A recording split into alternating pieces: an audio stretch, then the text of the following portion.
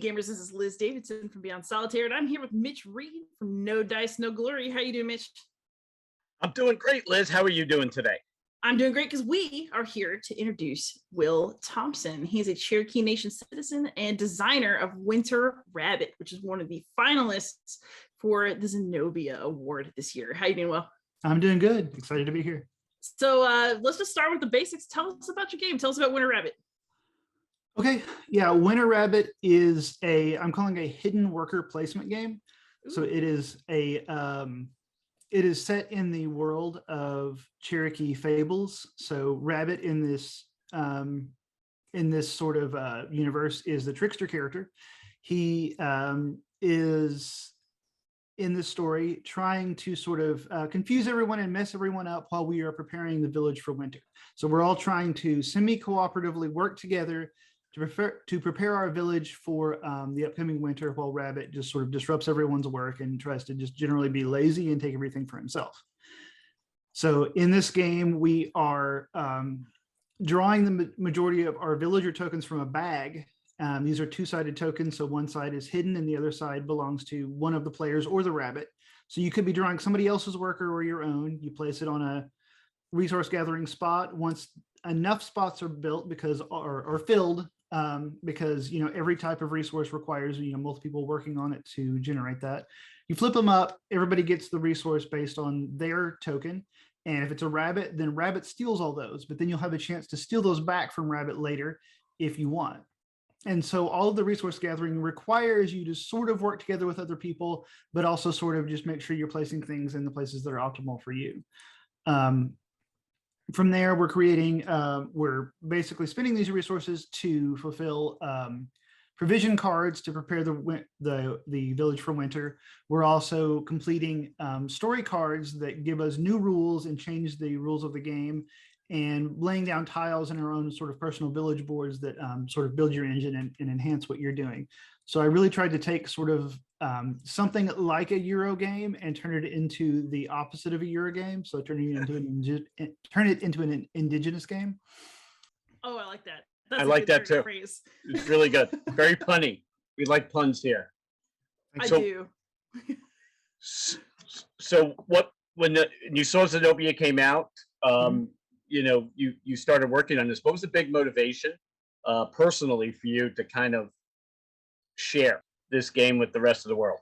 Right. So I've actually been working on this game for quite a while. And when Zenobia came along, I just kind of thought that this might be a good opportunity, a good way to get it out there and kind of share it, and to get me sort of a little bit more motivation to get it going and refined, with a deadline and stuff. But there are a lot of colonial themed board games out there. There's a lot of just sort of colonization stories in the board game space. And I wanted to do something that was different than that. I wanted to kind of point out how pervasive those are by making a game that is not that, by making a game that is based around indigenous values and indigenous ideas, and sort of just take that in a different direction. I wanted to make sure that a different type of story was getting told in the board game space. That's awesome. Absolutely. And what inspired you to make a game about the rabbit in particular? What's the emotional connection? Rabbits are cool. Well, they are, but Rabbit is cool. So Rabbit is very prominent in the Cherokee stories and a lot of our traditional stories. This character shows up probably more than anybody else, right? So I'm not exactly sure even where this idea came from, but I came up with this idea for this hidden worker placement game, and this idea of this rabbit character, which it's not like an AI character. It's not like somebody's playing a rabbit. It's a mechanism that's controlled by everyone. So really, if you're distracting each other and messing each other up, it's the other players doing it to themselves. But I wanted to set a game in this world where in these particular stories, because the animal stories in Cherokee lore are very playful. They're kind of children's stories and fables, and lighthearted, but they teach lessons and teach us how we're connected with the world around us. And it just seemed like a really good fit for this particular game and this particular idea that I was going to get across. I didn't want to do anything too serious. I didn't want to do anything that involved colonization or war. I wanted to do something that was sort of light and fun, but still got across some of these, important cultural points that I wanted to make. So as you were working on this game, what was the hardest thing? Was it getting the mechanics or the backstory correct? What gave you the biggest challenge? The biggest challenge, I think, well, a couple things. One is the it's got a lot of complexity to it, and trying to get that complexity down to work in a very simple, intuitive way was a challenge. In particular, I think the semi-cooperative aspect of it has been really hard, because semi-co-op games just are challenging. And so, Yes. Yeah, how that plays out in this game is that you need a certain amount of each of the 3 different types of provisions by the end of the game to say that the village is ready. And at that point, if the village is ready, whoever has the most points wins. If the village isn't ready, then essentially we're all losing as a group. And that is an interesting challenge, because, there's occasionally you get players who just want to sort of tank the game when they're behind, or, there's this tension between wanting to help everybody else and wanting to help yourself. And I think that's all really interesting. It was just really hard to kind of like hone that into something that worked. And I think you do still have to be like the kind of player who's willing to play a semi-cooperative game. If you're like a super hardcore competitive player, maybe it's not the best fit. It is so not the best fit for those type of people. And I lose a lot, so I'm not competitive. Me too. I lose my own games a lot, to be honest. That just means you're a good teacher. I hope so. So thinking about the Zenobia process, do you feel that it did give you the sort of kick that you needed to get your game into gear? And how much would you say that your game changed as a result of going through the process? So I think it did give me the kick that I needed. And I liked the process of starting with, showing the rule book, and then a prototype, and then refining that prototype. And those steps really kind of, and the feedback that I was given really kind of did push me. So that was all really useful. I think the biggest changes were bringing out the history and culture more. And so as I was doing this, I started having to really think about how each mechanic reflected the culture very specifically, and the history. And I added a lot to the rule book that explained sort of the theory and purpose behind everything that I was doing. So, knowing that I'm writing for an audience that probably knows next to nothing about Cherokee culture, I had to explain a lot of things in the rule book. So the rule book's got a kind of long preface now about where that's coming from. It's got a lot of little sidebars explaining why certain mechanics are the way they are, and how those are reflective of the story that I'm trying to tell. So really making that all explicit was probably the biggest change. On top of that, there are a few things that I realized weren't quite reflecting that theme in the way that I'd hoped. So I added a few things, like I added a trade mechanic, and I refined some of the cards and things. And so a lot of refinement and explaining the process and purpose behind, the decisions I made. One of the things I've enjoyed about Zenobia, being a judge and a mentor, is not so much the slices of history that these games represent, but it's the cultural education I think a wider game audience is getting. And with a game like yours, do you feel that there's just not enough games that focus on the cultural aspects of history? I do, absolutely. So, I will say, where, as far, I haven't gotten to see or play all of the Zenobia games, but you will.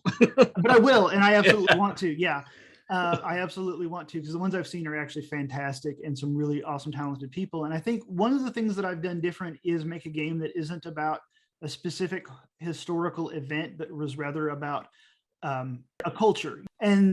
And that is pretty rare, especially when you get outside of Europe. There's definitely certain things in there that talk about, European culture and stuff in certain ways.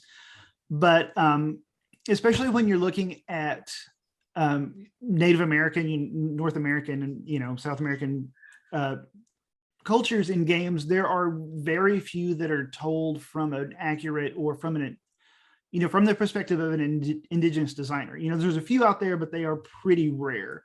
Could you name one or recommend one, or you don't have to? Yeah, no, I can name a couple. I know there's Nunami, which is made by a Inuit designer. There's Potlatch, which is made by a group of designers from the Pacific Northwest.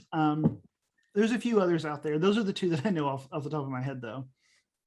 So I have sort of like a two-pronged question. So when you think about people playing your game in the future, what is the thing that you want fellow citizens of the Cherokee Nation to appreciate about the game and seeing it? And then what do you want people from outside to take away? Oh, that is a very good question. Okay, from outside the culture, I want people to see a game that reflects the Cherokee culture accurately. There are a lot of games out there that reflect, and a lot of media in general, I guess, that reflect, Cherokee culture and other indigenous nations very inaccurately. And I want to see just the humor and the heart and the feeling of it in a way that I see, and I hope that kind of gets out, that kind of breaks some stereotypes. But is also just a really fun game that takes the idea of a strategy game in a different direction. Inside the culture, I'm doing several things. I definitely want to. I'm including a lot of sources from published stories. I'm including, if I ever, when I get to the point of getting an artist to work on this, I'm adamant about getting a Cherokee illustrator to work on it. It's got to be, Cherokee art. If I end up self-publishing this thing, or if I have somebody else publish it, I'm going to insist that we release the rules in Cherokee as well as English. And I don't care if nobody ever reads those in Cherokee. I want it to be there. I want it to be known that, games don't have to be just, European. They can come from anybody, anybody within, within the Cherokee Nation could do this too, and show the stories that we have and the art and the culture, in this way that, makes people feel like they can do something similar, right? Yeah. That was an amazing answer to a very, very tough question. But I'll tell you, it kind of warmed me up here because, you could see the amount of pride you have is put into the game. And I think that to me is awesome. And then from working with so many folks in this process, I think when they put some of themselves, put a little of their personal intimacy into these games, they just turn out to be so much better. And I have to tell you, I really want to play this game now. Not that I want to, because, it's teaching me about something that I have to be honest, I wish I knew more about. And I'm almost embarrassed that I don't know very much about it. But yeah, that was awesome. So I actually have a question. So you're talking about bringing in all these stories. There are apparently very many published stories about Winter Rabbit. Do you have a favorite rabbit story? Do I have a favorite rabbit story? Oh man, there are a lot of good ones. Let me think. I think, okay, one of my favorites is the story of how Terrapin beat Rabbit in a race. So I think it's really fascinating that, there's of course, the tortoise and the hare that everyone's familiar with, and they have a very similar story from a completely different origin, right? And so in this story,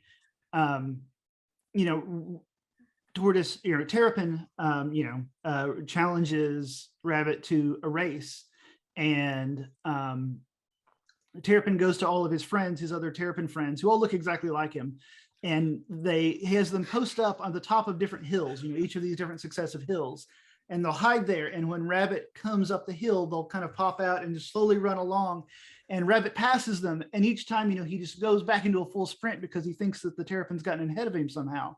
And by the end, he just passes out from exhaustion.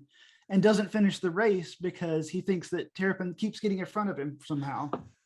Wow. And so the Terrapin just, claims his victory and never tells anybody what happened. So he tricks the trickster. And that so rarely happens. Rabbit is the trickster and he's pulling one over on everybody else so often. And this is the one of the few times that, it's pretty good. And, in context of the other stories, seeing, all of the things that happened to Terrapin and, how he lost his whistle to quail and he lost his trophies to turkey and his shell got cracked by wolf, but then he finally pulls one over on rabbit, So growing up, is the rabbit, as you grew up in the Cherokee Nation, you said that the rabbit is ubiquitous. Is it something that everybody within the Cherokee Nation will immediately see when they see Winter Rabbit? They'll say, aha, that guy must be from the Cherokee Nation. Yeah, I think so. I think so. I mean, it is anybody that is familiar with the stories and the culture will be familiar with rabbit, Gistu in Cherokee. And the rabbit is a trickster figure. It's not just in the Cherokee culture either. A lot of the southeastern tribes share this, and the connection between southeastern Native Americans and the enslaved people that were brought over from Africa led to the Brer Rabbit stories. A lot of the Brer Rabbit stories grew straight out of the rabbit stories told by the Cherokee and the Creeks and the Choctaws and others. And then, of course, from there, Warner Brothers appropriated Brer Rabbit and turned it into Bugs Bunny. Some of the Bugs Bunny stories, if you look at some of those old Bugs Bunny cartoons, those are taken straight out of the stories told by, the Cherokee and the other tribes. Really? Yeah. Yeah. Wow. The Terrapin story I just told you, there's a Bugs Bunny cartoon about. Wow. But that same story is attested in some publications way before, Warner Brothers ever existed. Wow. So are you planning to make more games after this experience? Absolutely. So I do have a little publishing company with a friend of mine. We're Absurdist Productions. We've published one game previously. It's a game about a Brazilian steakhouse called Churrascaria. I've got another game that's actually coming up on Kickstarter pretty soon. It's called Paleo Vet. It's about being a veterinarian for dinosaurs. Really? Yes. Liz, we're going to have him on our respective podcasts. Aside from this, these sound like interesting games. I'm happy to talk about them anytime. Yeah. And I've got some more ideas, both, indigenous themed and not indigenous themed coming up in the future. So I'm definitely making more games. This is my passion. I love doing it. And if I could get away with doing nothing else, I would. So what were the games when you were younger that just sucked you into this mess that we're in now, with a whole shelf here full of games, for crying out loud? So when I was a kid, I definitely played a lot of games with my parents. My mom taught me a lot of card games. We played Rummy and we played Hearts and Spades. My dad taught me how to play chess and Risk and Stratego and things like that. I got a little older and I played Hero Quest, and that blew me away because it's the first time I'd ever played a game where like the consequences of one game carried over into the next. And that just blew my mind as a kid, thinking about how, I do something in this game and I get this gear and I get to keep it for my next game, and then I got a little older and I played Magic the Gathering for a while, and that led into D&D, and then that led into everything else, and eventually I got into, the hobby game space, and, it just sort of snowballed from there. So it's always really something that I've done and loved doing. It's just sort of built, over time. Yeah. I think if I had to nail it down to one, it would have to be playing Dungeons and Dragons, because that's what got me together with my friends. It got me and my friends through, years and years of friendship. It kept us together. We're still friends today, even though we started playing in junior high. But are you still playing D&D now? Yeah. Occasionally. It's a little harder lately, especially with, most everybody being stuck at home. Yeah. But we do occasionally get together and we try to keep it going, just as we're able. Awesome. So who was your mentor for I was going to the ask. Zenobia Award? So yes, my mentor was Jason Matthews. I never heard of him before. Is he any good? Yeah, he I'm made I'm Twilight Struggle, which I I'm think joking. is I pretty. Yeah, I think it's pretty well known. What was it like working with that guy? He knows a lot. He knows very specifically, like he gave me very specific directions on what what to do to make my game viable for this competition. Like he was able to say, okay, these are the kinds of things that this competition's looking for, and these are the kinds of things that will do well for you that you need to add. So since I'm not like strictly a historical gamer, like I don't, I haven't been in the historical game space for long, mostly just in hobby games and things. He was able to kind of like bring me into that and what's involved with making my game more, I guess, more historical, more Hmm. historicity, as I think is the word they use, which I'd never heard before joining this Yeah, I competition. think they made it up. Okay, well, I'm good with that. It's Yeah. you know, Yeah, he's a really good guy, yeah. and you couldn't ask for a better mentor because if your game does half as well as that one. How did you find the process overall? Would you recommend it to other people if they have Zenobia 2.0? I would definitely recommend it. I would say start early.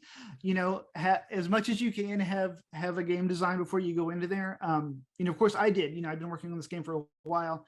If I had started from scratch, this would be really challenging. It would be it would absolutely feel like a marathon. So come in with a good idea, with a good historical grounding, and get to work on it as soon as you can, even before the contest starts if you can, because yeah, you'll want to hammer through this stuff as fast as possible because there's a lot to do in it's been almost a year-long competition, but it still seems really, really fast for what's been When involved. did the announcement go out? In December, didn't I it? think so. Because Liz and I did the kickoff podcast, and that it seems like it was yesterday. Yeah, but it was a longer time ago than we think, but I think not Yeah. long enough for people who are in a rush to design a game. So Yeah, it's it's a lot of work, and I'll tell you. So we our first interview, we were let in on a secret that you guys in the final 8 have been talking to one another, and you're getting excited about one another's games. Out of all those games, which one are games that you're like, man, we have to play that game? So I will admit that I got into the meeting late and didn't see everybody's games. So there Okay. might be some others that I'm missing out on, and everything that I did see looks fantastic, and I really want to play all of them. That said, I think there are 2 that were really fascinating to me. One of them was the Molly House game, which just looks like a really cool, mechanically looks like a really cool game. Is a super unique theme, and I like that it's a semi-cooperative game also, and that looks really cool. Another one is I can't remember the actual name of the game, but it's the Machu Picchu game.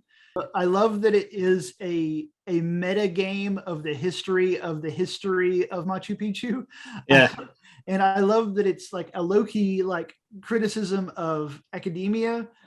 And on top of that, it looks like a really fun, interesting experience. And I like how it's sort of set up where you can pick the goal you're going for, like partway through the game. Like you just kind of play for a while, then figure out which goal seems like it's the best, and then go down that road. So it looks really neat. Those are the 2 that I think I was the most excited about, but literally all of the ones I saw were really cool, and I really want to see the ones that I missed because everybody's games look amazing.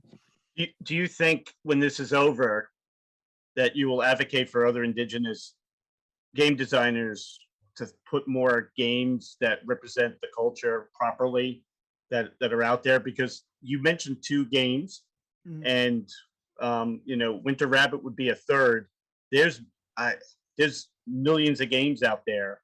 This is underrepresented. I wish there was more of it. How can Zenobia or even like advocacy try to get more of those designers to kind of tell their cultural story through games? Yeah, so when I started Winter Rabbit, I had a friend who was before I started, I had a friend who was getting her PhD at the University of Michigan, and she was up there working with a professor named Elizabeth LaPonce, who is a scholar of Indigenous studies and Indigenous media, and she's a game designer. And it had honestly never occurred to me before my friend introduced me to Dr. LaPonce that connecting my heritage with my game design would be even a thing, which sounds ridiculous to me now. Now it seems Doesn't so it? integrated in what it does, but like it had just never occurred to me. I'd been a gamer for so long and I'd sort of gotten used to the genres of game that existed. And so when I started looking into this space, I was kind of amazed that, there was just so much there that I started becoming aware of all of the colonial imperial tropes that existed in the board game space. I started becoming aware of all the ways that I could look at it differently through an indigenous lens. And it just sort of like woke me up to all these other new possibilities. And I really hope that we can help other people do the same. And I think just making more diverse people, and not just indigenous groups, but everybody from every diverse background, more comfortable in board game spaces, whether that's your local game cafe or your conventions or wherever, making everybody more comfortable and more welcome there will get more people into it, and as the industry becomes more diverse, hopefully that will just snowball and it'll become even more diverse from there, and reaching out to more and more places, because game cafes they've been around not too long. They've been in Oklahoma even less time, and they've been in the small towns in Oklahoma for even less time than that. And at least around here, that's where a lot of the indigenous folks live. They live in the smaller towns. So it's just taken a while for that to kind of trickle out into those areas, and I really do hope that that leads to more people being involved in the hobby, whether it's players or designers or anything. Yeah. Absolutely. So first of all, I want to thank you so much for Thank coming you. on here and spending this time with us. This has been awesome. And if people want to reach out to you, do you have a social media presence, or are you more of a man of mystery? So you can find us on Facebook. We are Absurdist Productions. On Twitter, it's at Absurdist Prod, which is not the best name, but that's all it would let us have. And we're on Instagram also at Absurdist Productions. And our website, absurdistproductions.com. So any of those places, we're on there. Message me, talk to us, any questions you have. I would love to talk to anybody and everybody about games. So yeah. Fantastic. Thank you so much. And you can find me anywhere as Beyond Solitaire. You can find Mitch anywhere as No Dice, No Glory. Thank you so much for coming on, Will, and happy gaming, everybody.